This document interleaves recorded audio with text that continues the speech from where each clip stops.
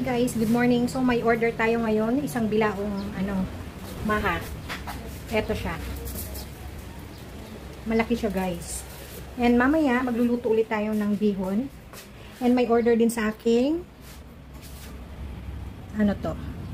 Ito yung order din sa akin na isang baso ng chili garlic. Ah? May barong ba? Ha? May barong ha? Ay, sagit diha ya. Bawal ba yan?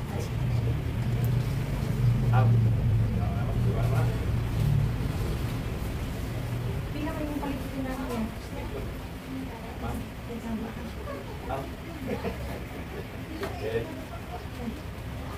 Bilang isi? Pila beses na siya.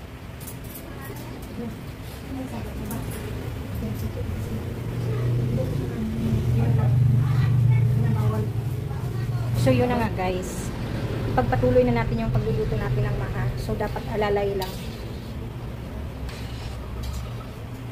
Etong sari-sari store ko guys, at iba pa talaga. Kanina may nagpaluto din sa akin ng pansit canton. Yung pansit canton ko is 25 pesos pag pinaluto dito sa tindahan. At the same time, yung order ko naman na chili garlic worth 200 pesos, isang garapon lang yun, ganyan.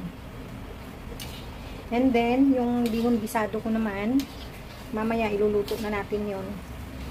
Napaka-productive ng Monday natin today, guys. And kanina naman, may nagpa-cash in na naman ng 1,500. And ang charge ko sa 1,500 is 40 pesos.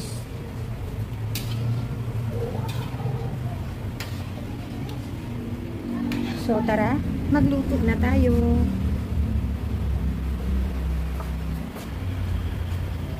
Talaga ako ng luto-luto guys kasi nandito lang man sa tindahan ng mga order.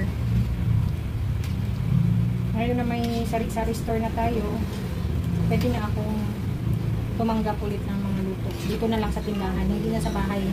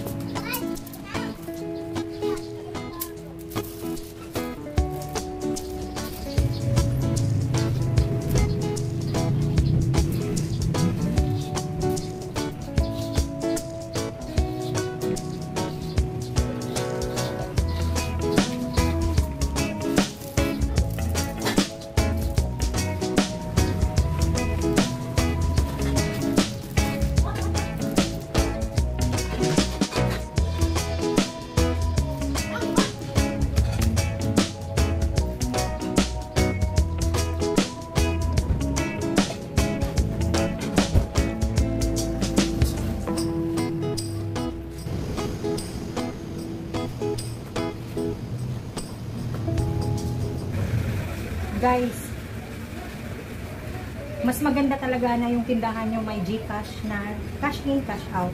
Look, ang laki ng pinubuo ngayong araw na to. Nakailan ba?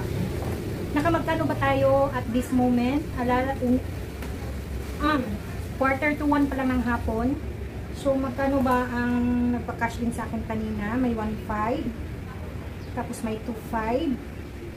And then, may nagpa-load din sa atin, may nag-cash out din. So, bali ngayong araw na to, meron na akong cash in. Meron akong 100 pesos. natubo sa GCash. Hindi na talaga masama, guys. Kaya kung may tindahan kayo, sari-sari store, mas maganda talaga na may GCash kayo, na cash in, cash out.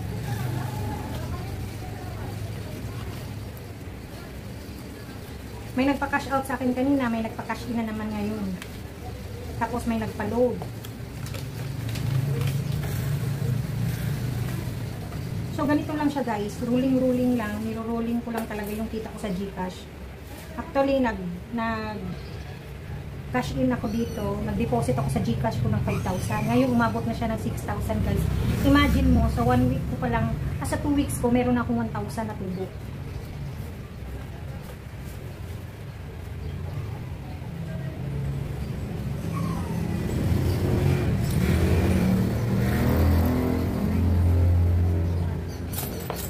Mga coins pa. Pang change natin yan pag may nagdag pa load. Hello. Yan lang talaga ang kagandahan pag GCash, guys. So tapos na tayo nakapagluto ng ating order na bihon. Bali ito siya 1 kilo is nasa 650. Isang malaking tray. Ito lahat. Yung tubo ko nga pala kanina sa GCash, guys, is nasa 130 pesos na pala. Mali pala yung 100 pesos kasi may nagpa-cash out din sa akin kanina ng 1,300. So, nandito siya, 40 plus 40 equals 80. So, plus 50 pesos na cash in ngayon na charge is 50 pesos. So, nasa 130 ngayong tinubo ko ngayon ng umaga. And i-deposit na naman natin ulit yun para maruling na naman yung income natin sa GCash. So, mamaya, ibabalot ko na yon pag medyo malamig na yung ulam.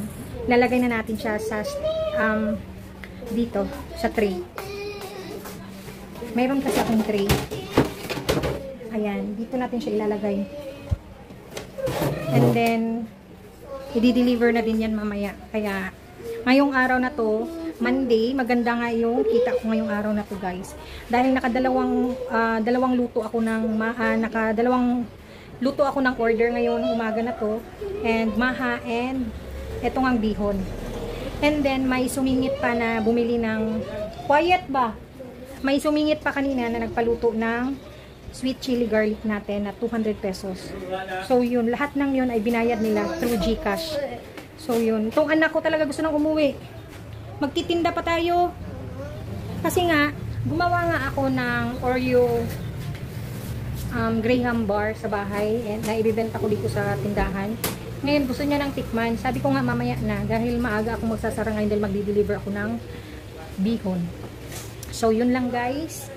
Talagang 2 weeks na tong mahigit tong tindahan ko. And so far, so good naman. Sana tuloy-tuloy na to.